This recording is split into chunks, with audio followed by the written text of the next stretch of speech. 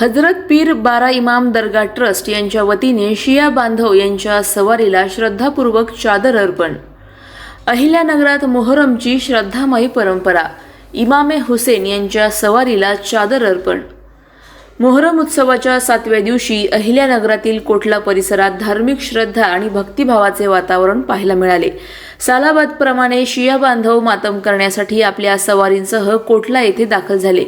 यावेळी हजरत पीर बारा इमाम दर्गा ट्रस्ट यांच्या वतीने शिया बांधव यांच्या सवारीला श्रद्धापूर्वक चादर अर्पण करण्यात आली। या धार्मिक कार्यक्रमात ट्रस्टचे पदाधिकारी आणि भाविक मोठ्या संख्येने उपस्थित होते। ट्रस्टी सय्यद इलियास इशामुद्दीन सय्यद, तन्वीर बागवान, नसीर खान, मुजाहिद शेख, परवेज सय्यद यांच्यासह अनेक भाविकांनी सहभाग घेतला।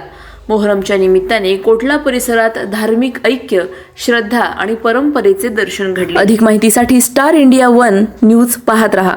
चॅनलला सबस्क्राइब करा आणि अशाच अपडेट्ससाठी बेल आयकॉन दाबा।